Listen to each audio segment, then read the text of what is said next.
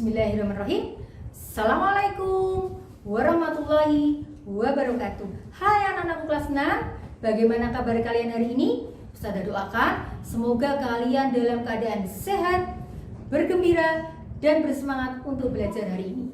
Alhamdulillah, senang rasanya hari ini Ustazah bisa bertemu dengan kalian kembali dalam pembelajaran tematik muatan pelajaran bahasa Indonesia. Tentunya kalian sudah mempersiapkan alat tulis, buku PPD, dan buku tematik. Untuk mengawali pembelajaran hari ini, marilah kita bersama-sama membaca basmalah. Bismillahirrahmanirrahim. Materi pembelajaran hari ini apa ya? Ya, materi pembelajaran hari ini adalah tentang ide pokok paragraf. Tujuannya adalah kalian bisa menentukan ide pokok paragraf dari laporan hasil pengamatan. Simak penjelasan berikut ini. Ide pokok paragraf. Ada yang tahu apa ide pokok paragraf itu? Atau apa pengertian dari ide pokok paragraf? Ya, ide pokok paragraf adalah ide atau gagasan yang mendasari pengembangan sebuah paragraf. Jadi, dalam sebuah paragraf, pengembangannya harus berdasarkan ide pokok paragrafnya. Anak-anakku, perlu kalian ketahui, ide pokok paragraf mempunyai nama lain. Jadi nanti kalau kalian menemui di soal-soal ada nama lain seperti yang akan Ustazah sebutkan tadi, jangan bingung karena ide pokok memang memiliki nama yang berbeda.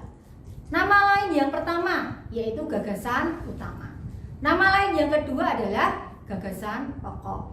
Nama lain yang ketiga pokok pikiran. Kemudian, bagaimana cara menentukan ide pokok sebuah paragraf? Caranya mudah. Ada salah satu cara yang paling mudah dalam menentukan ide pokok sebuah paragraf. Caranya bagaimana, Us? Dengan melihat kalimat utamanya. Kemudian langkah-langkahnya bagaimana? Langkah yang pertama yaitu baca paragraf dengan cermat. Kalian harus membaca paragraf tersebut dengan cermat, dengan teliti, dan berulang-ulang. Tujuannya apa? Agar kalian paham dengan maksud dari paragraf tersebut. Yang kedua, tentukan kalimat utama dari paragraf tersebut. Masih ingat ya pelajaran minggu kemarin tentang kalimat utama? Kalimat utama terletak di 4 tempat. Yang pertama, bisa terletak di awal atau depan paragraf, disebut dengan paragraf deduktif. Yang kedua, kalimat utama bisa terletak di tengah paragraf, disebut dengan paragraf ineratif. Atau kalimat utama bisa terletak di akhir paragraf, disebut dengan paragraf induktif. Atau bisa juga kalimat utama tersebut terletak di awal dan akhir sebuah paragraf, disebut dengan paragraf deduktif induktif, atau nama lainnya paragraf campuran.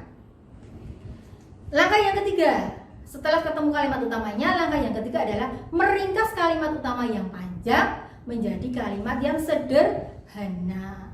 Begitu ya anak-anakku, ada 3 langkah dalam menentukan ide pokok paragraf kalau dilihat dari kalimat utamanya. Kalian ingat-ingat, nanti bisa dipraktikkan di contoh soal yang akan Ustazah sajikan berikut ini. Contoh yang pertama, lihat paragraf berikut ini. Ya, langkah yang pertama, baca dengan cermat dan teliti paragraf yang berikut ini. Ustazah beri waktu, silahkan dibaca dulu. Sampun anak-anak? Iya. Setelah dibaca, tentukan letak kalimat utamanya. Ada di nomor berapa coba? Ya, betul. Letak kalimat utama paragraf ini ada di kalimat nomor 1. Bunyinya, model bertanam buah dalam pot atau tabulan pot semakin digemari oleh masyarakat luas. Buktinya apa? Di kalimat kedua, ketiga, dan keempat menjelaskan kenapa kok semakin digemari oleh masyarakat luas, dijelaskan di kalimat selanjutnya.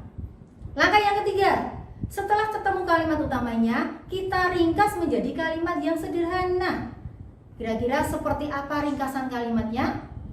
Ya, ringkasannya adalah tabulan pot semakin digemari oleh masyarakat luas. Begitu ya anak-anak? Kita masuk ke contoh yang kedua. Lihat paragraf berikut ini. Ya, ada 4 kalimat di paragraf ini.